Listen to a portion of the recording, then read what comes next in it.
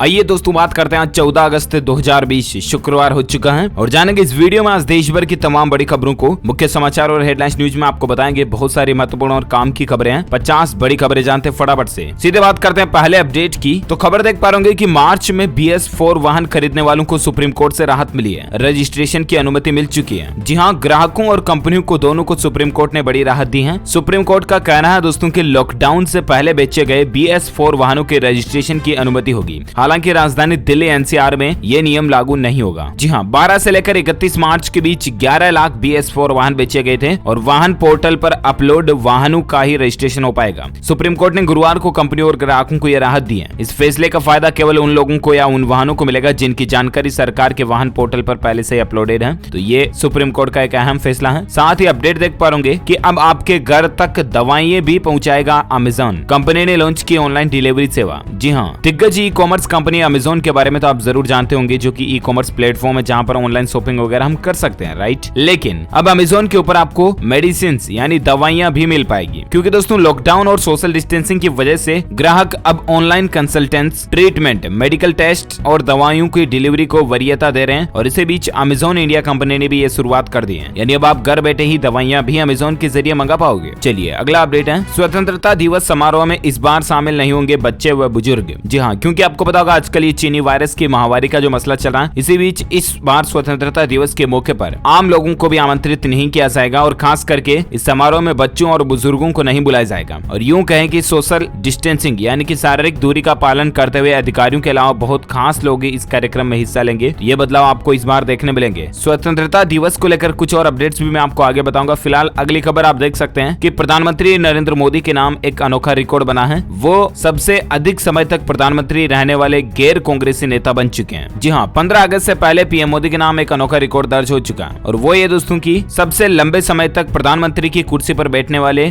गैर कांग्रेसी प्रधानमंत्री पीएम मोदी बन चुके हैं। वहीं पीएम के तौर पर सबसे ज्यादा लंबे समय तक सेवा देने वालों में पीएम मोदी का नाम चौथे स्थान पर है। सबसे पहले पूर्व प्रधानमंत्री अटल बिहारी वाजपेयी के नाम ये रिकॉर्ड दर्ज था। अच्छा, और एक अपडेट आप देख पा रहे कि आज रात 9 बजे से ऑलरेडी दिल्ली में भारी वाहनों के प्रवेश पर रोक लग चुकी है, क्योंकि राजधानी में जो स्वतंत्रता दिवस की तैयारियां चल रही है, इसी के मद्देनजर प्रशासन की तरफ से ये फैसला लिया गया है। साथ ही खबर देख पा रहे कि लाल किले पर तिरंगा लहराने का इस बार दिलचस्प रिकॉर्ड बनाएंगे प्रधानमंत्री नरेंद्र मोदी। जी हाँ, उनके नाम एक और रिकॉर्ड भी बनने जा रहा। वो ये कि दोस्तों मोदी लगातार 7वीं बार तिरंगा लहराएंगे और इसी के साथ ही सबसे अधिक बार ये सौभाग्य हासिल करने वाले प्रधानमंत्रियों की सूची में वे चौथे नंबर पर पहुंच जाएंगे। लाल किले पर सबसे ज्यादा बार तिरंगा लहराने का रिकॉर्ड पहले प्रधानमंत्री पंडित जवाहरलाल नेहरू के नाम पर है। इंदिरा गांधी इस उपलब्धि में दूसरे नंबर पर है और मनमोहन सिंह तीसरे नंबर पर। अब चौथे नंबर पर पीएम मोदी आ चुके हैं। तो ये कुछ रिकॉर्ड की बातें रही और अब हम आगे बढ़ते हैं अब अगली खबरों में, जहां देख पा रहे भारत के लिए बड़े ही गौरव की बात है कि स्पेस के क्षेत्र में भारत की एक और छलांग उपलब्धि देखी है। देश के पहले निजी रॉकेट इंजन जिसका नाम है रमन, उसका सफल परीक्षण हुआ। जी हाँ, हैदराबाद स्थित स्टार्टअप स्काई रूट एरोस्पेस ने ऊपरी चरण के रॉकेट इंजन का हैदराबाद में सफल परीक्षण किया। इस रॉकेट इंजन का नाम रमन रखा गया। ये इंजन कई उपग्रहों को एक ही बार में अलग अलग कक्ष में स्थापित कर सकता है। स्काई रूट के सह संस्थापक पवन कुमार ने बताया दोस्तों कि भारत के लिए ये बहुत ही अच्छा अचीवमेंट भी है। चलिए बात करें अगले अपडेट की, जहां खबर देख पा रहे कि 74वें स्वतंत्रता दिवस के मौके पर आज राष्ट्र को संबोधित करेंगे राष्ट्रपति रामनाथ कोविंद। दूरदर्शन के सभी चैनलों पर शाम 7 बजे लाइव प्रसारण आएगा। मैं आपको DLS न्यूज के ऊपर भी लाइव स्ट्रीमिंग बता दूंगा। तो 74वां स्वतंत्रता दिवस जो है ये, इस मौके पर राष्ट्रपति रामनाथ कोविंद का संबोधन आकाशवाणी के सभी राष्ट्रीय नेटवर्क और दूरदर्शन के सभी चैनलों पर शाम 7 बजे से हिंदी में प्रसारित किया जाएगा। देखते हैं दोस्तों देश में ये क्या बड़ी घोषणा या बड़े ऐलान करते मैं आपको बताता रहूंगा अपडेट। फिलहाल अगली खबर देख सकते हैं, व्हाट्सएप ने रोका बेहतरीन फीचर, वी बेटा इन्फो ने ट्वीट करके बात की जानकारी दी है। जी हाँ, दरअसल दोस्तों इंस्टेंट मैसेजिंग एप्लीकेशन व्हाट्सएप जो है ना, वो एक बेहतरीन फीचर पर काम कर रहा था जिसे अब रोक दिया। जी हाँ, खबर के मुताबिक आपको व्हाट्सएप पर वेकेशन मोड नाम का एक अपडेट आने वाला था, लेकिन अब वो फिलहाल रोक दिया गया कंपनी की तरफ से। साथ ही खबर देख पा रहे कि मारुति अल्टो कंपनी ने एक नया रिकॉर्ड बनाया। चीनी वायरस की महामारी के बावजूद कई लाखों कार जो है अल्टो मॉडल्स की बिक चुकी है मारुति कंपनी की। तकरीबन 40 लाख यूनिट्स को सेल कर पाई। ये अपने आप में एक रिकॉर्ड है ऑटो इंडस्ट्री में। साथ ही खबर है कि भारत ने दिया चीन को तगड़ा झटका, मालदीव में करेगा $50 करोड़ का निवेश। जी हाँ, भारत की तरफ से चीन को बहुत बड़ा झटका दिया गया। दो झटके यहाँ पर। एक तो मैं आपको बता दूं कि भारत ने पड़ोसी देश मालदीव से चीन को बाहर निकालने के लिए रणनीतिक रूप से एक अहम फैसला लिया। इसके तहत मालदीव में महत्वपूर्ण संपर्क परियोजना को अमली जामा पहनाने के लिए भारत $40 करोड़ की कर्ज सुविधा और $10 करोड़ का अनुदान भी देगा। इसके अलावा भी भारत की तरफ से चीन को एक और झटका ये दिया गया कि अब तेल कंपनियों ने चीनी जहाजों और टैंकरों पर पाबंदी लगा दी है। जी हाँ, इंडिया चाइना ट्रेड को लेकर ब्रेकिंग न्यूज अपडेट आप देख पा रहे होंगे कि भारत चीन सीमा पर तनाव अभी भी जारी है। चीन से बिगड़ते रिश्तों के बीच भारत की बड़ी तेल कंपनियों ने अपने कच्चे और पेट्रोलियम उत्पादों को लाने और ले जाने वाले चीनी जहाजों और चीनी टैंकरों के इस्तेमाल पर प्रतिबंध लगा दिया। भारतीय तेल कंपनियों का कहना है कि वे चीन के स्वामित्व वाले किसी भी ऑयल टैंकर या शिप का इस्तेमाल भारत में कच्चे तेल आयात करने या भारत से डीजल निर्यात करने के लिए नहीं करेंगे, भले ही उसे किसी थर्ड पार्टी ने ही रजिस्टर क्यों नहीं किया हो। ऐसा करने वाली थर्ड पार्टी कंपनियों को ब्लैकलिस्ट भी कर दिया जाएगा। तो ये भी भारत की तरफ से चीन के लिए एक अच्छा झटका है। साथ ही खबर देख पा रहे कि पीएम मोदी का कहना है बहुत नाइंसाफी है, 130 करोड़ की आबादी पर टैक्स पेयर्स की संख्या सिर्फ 1.5 करोड़ है। जी हाँ, जैसा कि मैंने आपको कल ही बताया था दोस्तों कि प्रधानमंत्री नरेंद्र मोदी जी एक इनकम टैक्स मंच की शुरुआत करने जा रहे हैं ईमानदार टैक्स पेयर्स के लिए, है ना। तो उस मंच की शुरुआत तो कर चुके हैं, लेकिन इस बीच उन्होंने जो भाषण दिया उसमें बताया कि अभी हमारे देश की जो जनसंख्या है 130 करोड़ की आबादी, उसमें सिर्फ 1.5 करोड़ टैक्स पेयर्स ही हैं। हालांकि उनका कहना है कि पिछले कुछ सालों में काफी टैक्स पेयर्स की संख्या में बढ़ोतरी हुई है, लेकिन इसके बावजूद भी ये संख्या बहुत कम है। इस बात से हम इनकार नहीं कर सकते।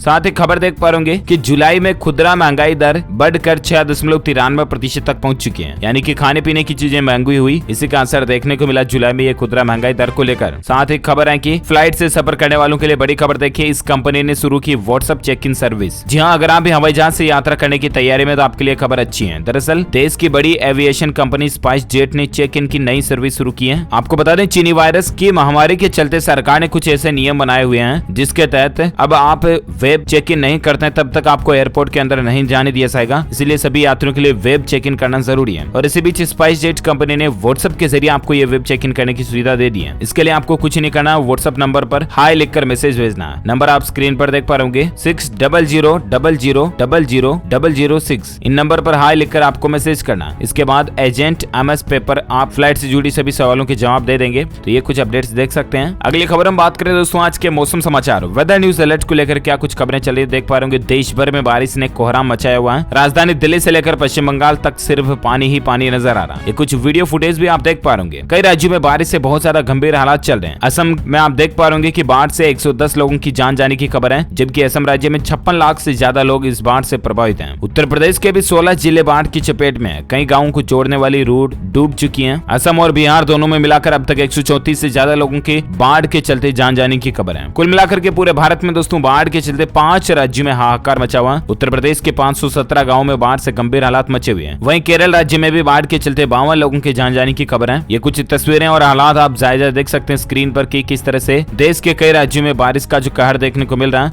आर्थिक राजधानी मुंबई में भी भारी बारिश हो रही है। वहीं बात करें संपूर्ण भारत के अगले 24 घंटों के मौसम पूर्वानुमान की, तो 14 अगस्त 2020 के मौसम अलर्ट के मुताबिक दोस्तों अगले 24 घंटों के दौरान जम्मू कश्मीर, हिमाचल प्रदेश, उत्तराखंड, हरियाणा, दिल्ली, उत्तर प्रदेश, मध्य प्रदेश, पूर्वी राजस्थान, गुजरात, छत्तीसगढ़, महाराष्ट्र, तेलंगाना, आंध्र प्रदेश, उड़ीसा, पश्चिम बंगाल और सिक्किम में मानसून सक्रिय रहेगा। इसके अलावा बिहार, गंगे पश्चिम बंगाल, उत्तराखंड, उत्तरी उड़ीसा, तटीय कर्नाटक, केरल, अंडमान निकोबार द्वीप समूह में हल्की से मध्यम बारिश की संभावना है। वहीं आंतरिक कर्नाटक में 1-2 जगहों पर बारिश हो सकती है। तो ये रहे आज के वेदर न्यूज अलर्ट मौसम समाचार। वहीं बात करें आज के सोना चांदी के भाव की, तो सराफा बाजार में सोने की कीमतों में 172 रुपए की गिरावट देखी गई। उसके बाद अभी सोने का रेट 52,082 रुपए प्रति 10 ग्राम तक पहुंच गया। वहीं चांदी की बात करें दोस्तों तो चांदी 92 रुपए बढ़कर 66,845 रुपए प्रति किलोग्राम पर पहुंच चुकी है। आइए अब बात करते हैं चीनी वायरस को लेकर अभी क्या ताजा आंकड़े चल रहे हैं। कोरोना के आंकड़ों की बात करें दोस्तों तो देश भर में अब तक इस वायरस के चलते मरने वालों की संख्या 48,144 तक पहुंच चुकी है। पिछले 24 घंटों के दौरान 64,000 से भी ज्यादा नए संक्रमित मामलों की बढ़ोतरी हुई और उसके बाद भारत में कुल संक्रमित केस 24 लाख से ऊपर 24,59,000 तक पहुंच चुके हैं, जिसमें से 6,60,000 एक्टिव यानी कि सक्रिय केस है जिनका इलाज चल रहा है, जबकि 17,50,000 से ज्यादा लोग ठीक हो चुके हैं। इससे टोटल मरने वालों की संख्या जैसे कि मैंने आपको बताया 48,144 पहुंच चुकी है। आइए अब नजर डालते हैं देश की कुछ और अलग खबरों पर। देख पा रहे होंगे अपडेट कि BSNL कंपनी ने 80 दिनों की वैलिडिटी के साथ एक नया रिचार्ज प्लान लॉन्च किया, जिसमें रोज आपको 1 GB डेटा मिलेगा। 399 रुपए का ये प्लान, अगर आप BSNL के कस्टमर है तो इसका फायदा ले सकते हैं। साथ ही खबर है कि हर हाल में होंगे फाइनल ईयर के एग्जाम, शिक्षा मंत्रालय के साफ निर्देश दिखाई दे रहे हैं। जी हाँ, केंद्रीय शिक्षा मंत्रालय और UGC दोनों की ओर से देश भर की यूनिवर्सिटी को फाइनल ईयर के छात्रों की परीक्षा लेने का साफ निर्देश दिया। हाल ही में आपको बताऊंगा बीच में UGC ने यहाँ तक भी कह दिया था दोस्तों की जो यूनिवर्सिटीज जो है ना लास्ट ईयर के एग्जाम नहीं लेंगे, उन छात्रों की डिग्री भी मान्यता प्राप्त नहीं होगी। यानी कि उन डिग्री के भी कोई वैल्यूएशन नहीं होगी। अच्छा, इसके अलावा यूजीसी का अब ये भी कहना है कि किसी भी हाल में छात्रों के लास्ट ईयर के एग्जाम लेना जरूरी ही है। इस पर कई राज्य सरकारें हालांकि विरोध भी कर रही है, दिल्ली वगैरह को आपको पता होगा। तो और भी देखते हैं अब इस पर क्या फैसला था, मैं आपको बताऊंगा। फिलहाल एजुकेशन को लेकर और एक खबर देख पा रही कि सीबीएसई ने जारी किया कंपार्टमेंट एग्जाम का शेड्यूल। सितंबर में होगी परीक्षा। जी हाँ, सीबीएसई बोर्ड कंपार्टमेंटल परीक्षाओं के रद्द होने की तमाम अटकलों पर विराम लगाते हुए आखिरकार सीबीएसई ने कंपार्टमेंटल एग्जाम के शेड्यूल की घोषणा कर दी है। 10वीं और 12वीं के लिए इसी साल परीक्षा आयोजित की जाएगी। सीबीएसई कंपार्टमेंटल परीक्षा के लिए 13 से 20 अगस्त तक फॉर्म भी भरे जाएंगे। 1 से 15 जुलाई तक एग्जाम नहीं देने वाले छात्रों के ऑप्शनल एग्जाम के फॉर्म भी भरे जाएंगे। तो आप ऑफिशियल वेबसाइट सीबीएसई पर जाकर के और भी इस शेड्यूल के बारे में जानकारी चेक कर लीजिएगा। चलिए, साथ ही खबर है कि पेटीएम कंपनी ने एक नया फीचर रोल आउट किया पेटीएम मनी की तरफ से स्टॉक ब्रोकिंग सर्विस का।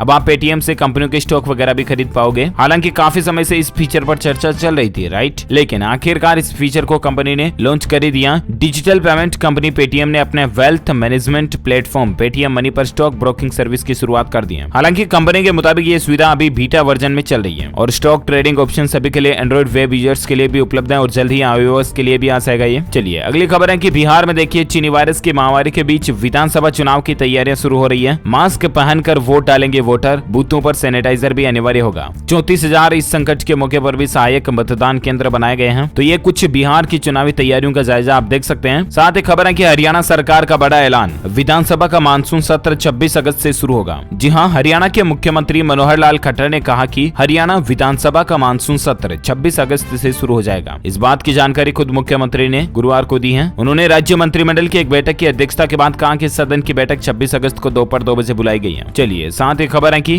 भारत में टिकटॉक को वापस ला सकती है रिलायंस कंपनी, कारोबार खरीदने पर विचार कर रहे हैं मुकेश अंबानी। जी हाँ, अगर आप भी टिकटॉक को देखने के शौकीन है तो आपके लिए अच्छी खबर हो सकती है। दरअसल भारत की सबसे बड़ी कंपनी RIL जो ना रिलायंस, वो भी टिकटॉक को खरीदने के लिए बातचीत कर रही है। लेकिन इन सभी चर्चाओं के बीच ट्विस्ट में आपको बता दूं दोस्तों कि रिलायंस कंपनी की तरफ से अभी तक ऐसा कोई भी ऑफिशियल बयान नहीं आया। यहाँ तक कि कंपनी का कहना है कि ये सब बातें अफवाहें हैं। कोई भी प्रतिक्रिया देने से कंपनी ने इनकार कर दिया। हालांकि फिर भी देखते हैं कि आखिर कौन सी भारत की कंपनी टिकटॉक को अगर खरीद लेती है तो उसके बाद हो सकता है कि भारत सरकार के द्वारा वापस टिकटॉक के ऊपर खुल कर दी जाए और आप वापस उसी मुजरों का एंजॉय कर पाएंगे। साथ ही खबर है दोस्तों की जल्द ही शुरू हो सकती है दिल्ली मेट्रो। अब डेबिट या क्रेडिट कार्ड से भी आप किराया दे सकेंगे। जी हाँ, उम्मीद की जा रही है कि केंद्र सरकार 15 अगस्त के बाद मेट्रो सेवाएं शुरू करने का फैसला ले सकती है। साथ ही दिल्ली मेट्रो सर्विस के फेयर कलेक्शन सिस्टम समेत कई तरह के बदलाव भी आपको देखने को मिलेंगे। अब देखते हैं आखिर सरकार 15 अगस्त तक या इसके बाद क्या फैसला लेती है। मेट्रो सेवाओं को चलाने को लेकर मैं आपको अपडेट बताऊंगा। फिलहाल अगली खबर देख सकते हैं, यूपी में इंडिपेंडेंस डे के ऊपर किसानों को एक नया तोहफा मिलने जा रहा है। CARI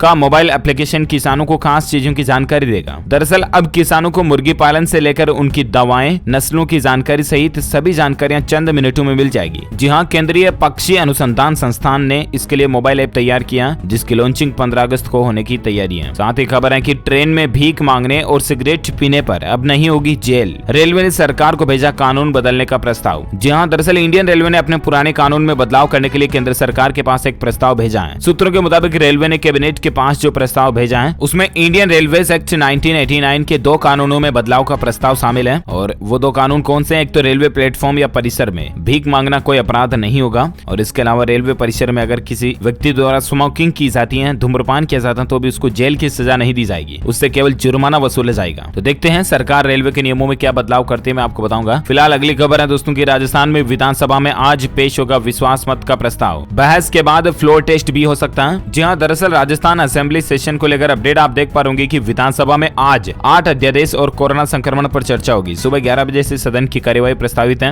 और ऑलरेडी राजस्थान में जो राजनीतिक सियासी अटकलें चल रही है आपको पता होगा, अशोक गहलोत और सचिन पायलट के बीच में जो राजनीतिक मसले चल रहे हैं इन पर देखते हैं आज ये बैठक में और क्या डिसीजन होते हैं। फिलहाल अगली खबर देख सकते हैं, कैबिनेट बैठक के कुछ महत्वपूर्ण फैसले आपको बताता हूं मैं। देख पा रहे उत्तराखंड कैबिनेट की बैठक में निर्णय लिया गया है कि HNB विश्वविद्यालय में 70 साल की आयु तक अब बने रहेंगे कुलपति। कुलपति पद के लिए 5 साल की आयु सीमा को बढ़ा दिया है उत्तराखंड कैबिनेट बैठक में। और एक खबर देख पा रहे कैबिनेट बैठक का फैसला देखिए, हरियाणा कैबिनेट मीटिंग में फैसला लिया गया, गुरुग्राम में बिछेगा मेट्रो का जाल, 28 किलोमीटर के कॉरिडोर में होंगे 33 स्टेशन। जी हाँ दोस्तों, हरियाणा में ओल्ड गुरुग्राम के निवासियों को मेट्रो कनेक्टिविटी प्रदान करने के लिए मंत्रिमंडल की बैठक में 6,821 करोड़ रुपए की लागत से गुरुग्राम में होंडा सिटी सेंटर से विभिन्न महत्वपूर्ण स्थानों तक मेट्रो रेल कनेक्शन की अंतिम विस्तृत परियोजना रिपोर्ट को स्वीकृति दी गई है। तो ये भी अच्छी बात है। और एक अपडेट देख सकते हैं कैबिनेट के फैसले के तहत कि मेयर और नप अध्यक्ष के चुनाव सीधे ही होंगे। अविश्वास प्रस्ताव का खतरा अब नहीं होगा। तो ये कुछ महत्वपूर्ण फैसले जो कैबिनेट मीटिंग में लिए गए। साथ ही खबर देख पा रहे की बड़ी खबर देखिए, धान खरीदारी के लिए 17 अगस्त से शुरू होगा पंजीयन, 20 को जारी होगा 1500 करोड़ का राष्ट्रीय पैकेज जो है। जी हाँ, छत्तीसगढ़ राज्य में 17 अगस्त से धान की खरीदारी मंडियों में शुरू हो जाएगी। किसानों को पिछले साल बेचे गए धान की अंतर की राशि की दूसरी किस्त 20 अगस्त को दी जाएगी। तो ये ज्यादा जानकारी आप देख सकते हैं। साथ ही खबर है कि राष्ट्रीय ध्वज वाला मास्क बेचने वालों की अब खैर नहीं, बेचा तो दर्ज होगा मुकदमा। जी हाँ, हमारे तिरंगे झंडे वाला प्रिंट वाला अगर मास्क कोई दुकानदार बेचता है तो उन पर अब जुर्माना लगाया जाएगा, यहाँ तक कि मुकदमा दर्ज करने की भी चेतावनी है। हरिद्वार में पुलिस प्रशासन ने ऐसे व्यापारियों के खिलाफ चेतावनी जारी की है, क्योंकि कई जगहों पर जो है ना झंडे वाले तिरंगे झंडे वाले मास्क बिक रहे हैं। तो ये गलत है, ऐसे में झंडे का अपमान होता है, इसीलिए प्रशासन की तरफ से ये अलर्ट जारी किया गया है। चलिए साथ ही खबर देख सकते हैं, प्राइवेट ट्रेन में यात्रियों को मिलेगी इस तरह की हाईटेक फैसिलिटीज। रेलवे ने इसको लेकर एक ड्राफ्ट बनाया है। जी हाँ, देश में चलने वाली प्राइवेट ट्रेनों में कई खास सुविधाएं आपको देखने को मिलेगी, जिसमें इलेक्ट्रॉनिक स्लाइडिंग दरवाजे, डबल ग्लेज्ड सेफ्टी ग्लास के साथ खिड़कियां, आपातकालीन टॉक बैक सिस्टम मिलेगा और सूचना एवं डेस्टिनेशन बोर्ड भी शामिल होंगे। ये ट्रेनें यात्रियों को शोर मुक्त यात्रा प्रदान करेंगी और 160 किलोमीटर प्रति घंटे की रफ्तार से चलने में सक्षम होंगी। तो कुल मिलाकर के प्राइवेट ट्रेनों में आपको कई सारी लग्जरी सुविधाएं मिलेंगी। इंडियन रेलवे की तरफ से ये अपडेट आ रहा है। साथ ही खबर दोस्तों की हरियाणा में भी कॉलेज और विश्वविद्यालयों में अंतिम साल की परीक्षाएं आयोजित करने को लेकर फैसला हुआ है। इसके साथ में विरोध भी शुरू हो चुका। हालांकि हरियाणा उच्चतर शिक्षा विभाग ने अब कॉलेजों, यूनिवर्सिटीज और तकनीकी कॉलेजों में अंतिम वर्ष की परीक्षाएं करवाने का फैसला लिया। अलग अलग यूनिवर्सिटी कॉलेजों का शेड्यूल आपको अलग अलग ऑफिशियल साइटों के ऊपर देखने को मिल जाएगा। फिलहाल अगली खबर है दोस्तों की, निजी ट्रेनों के पल पल का हिसाब रखेगा रेलवे, तय समय से पहले पहुंचने पर भी लगेगा जुर्माना। जी हाँ, रेलवे को लेकर और एक बदलाव देख पाऊंगी कि रेलवे ने निजी संचालकों के लिए प्रदर्शन के प्रमुख संकेतकों को लेकर एक मसौदा जारी किया है, जिसके अनुसार अगर उनके द्वारा संचालित रेलगाड़ियां विलंब से चलती हैं अथवा गंतव्य पर समय पर पहले पहुंचती हैं तो भी उन्हें जुर्माना देना पड़ेगा। चलिए अगली खबर है दोस्तों, हरियाणा कैबिनेट में एक और फैसला लिया गया कि सरपंच के चुनाव में बीसीए को आरक्षण मिलेगा, महिलाओं को 50% भागीदारी दी जाएगी। जहां सरपंच के चुनाव में हरियाणा सरकार पिछड़ी जाति के लिए बीसीए ग्रुप को 8% आरक्षण देगी। प्रदेश में बीसीए और बीसीबी पिछड़ी जाति के 2 ग्रुप हैं। बीसीबी ग्रुप की संख्या प्रदेश में काफी ज्यादा है और इसी के बीच सरकार ने यह फैसला लिया है। चलिए साथ ही अगली खबर देख सकते हैं, इस साल जुलाई में सिर्फ 21 लाख लोगों ने ही हवाई यात्रा की, जो कि पिछले साल की जुलाई के मुकाबले 82% कम रहा है। जरा देखिए आप कितना बड़ा असर पड़ा इंडस्ट्री के ऊपर इस वायरस की महामारी के चलते। हर फील्ड में, हर क्षेत्र में आपको पिछले साल के मुकाबले जो बिजनेस काम धंधे काफी कम देखने को मिल रहे होंगे, राइट। और ऐसे में देखिए आप फ्लाइट में उड़ने वालों की संख्या भी पिछले साल के मुकाबले 83% तक कम रही है। साथ ही खबर है दोस्तों की, मारुति सुजुकी कंपनी गुरुग्राम से हटाएगी अपना प्लांट और इन 3 में से कुछ भी जगहों पर प्लांट बनाया खोल सकती है। कंपनी का प्लान चल रहा है। हरियाणा सरकार ने मारुति के इस निर्णय के बाद गुरुग्राम प्लांट के विकल्प के रूप में उसे 3 जगह जमीन देने की पेशकश की है। तो ये अपडेट आप देख सकते हैं। साथ ही खबर है दोस्तों की, रिलायंस कंपनी ने 8 साल बाद फिर से बनाया एक नया रिकॉर्ड,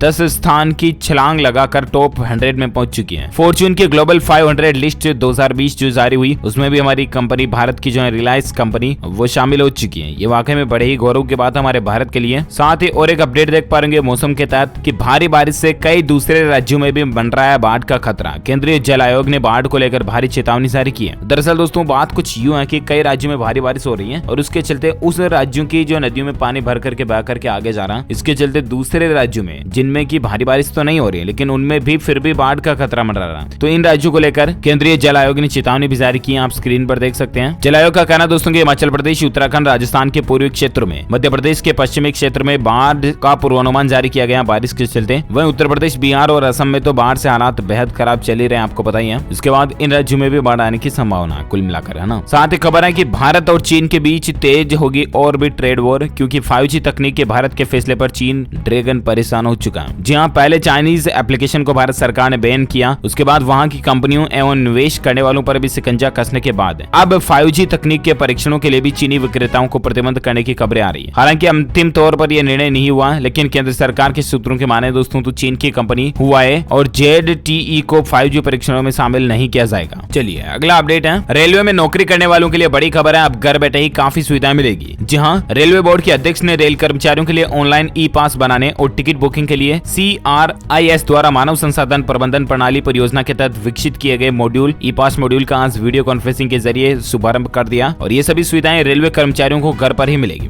तो इंडियन रेलवेज में जो काम करते हैं उन लोगों के लिए ये अच्छी बात है। और इसके साथ ही दोस्तों ये आज दिन भर की तमाम बड़ी खबरें, मुख्य समाचार, टुडे ब्रेकिंग न्यूज का अपडेट वीडियो फिनिश होता है। आप मुझे नीचे कमेंट करके बताएगा कि भारत का वह कौन सा राज्य है जहां इस चीनी वायरस की महामारी के सबसे ज्यादा संक्रमण के मामले चल रहे हैं, कौन से राज्य में, आप मुझे नीचे कमेंट करके बताएगा ताकि आपको डीएलएस न्यूज टीम की तरफ से आगे आने वाले वीडियोस में शाउट आउट दिया जाएगा। और इसके साथ ही अगर आपको ये वीडियो अच्छा लगा तो इसे लाइक करना, दबा के लाइक करके शेयर भी करना अपने दोस्तों के साथ फेसबुक और व्हाट्सएप पर। और हाँ, अगर आप चाहते हैं कि रोजाना आपको ऐसे ही काम की खबरें, देश के समाचार आपके मोबाइल पर तुरंत मिलते रहना, तो इसके लिए आप डीएलएस न्यूज चैनल को सब्सक्राइब करके बेल आइकन जरूर दबा देना ताकि आपको रोजाना की ताजा अपडेट्स तुरंत आपके मोबाइल पर मिलते रहेंगे। Thank you, take care, good bye, जय हिंद, जय भारत, वंदे मातरम।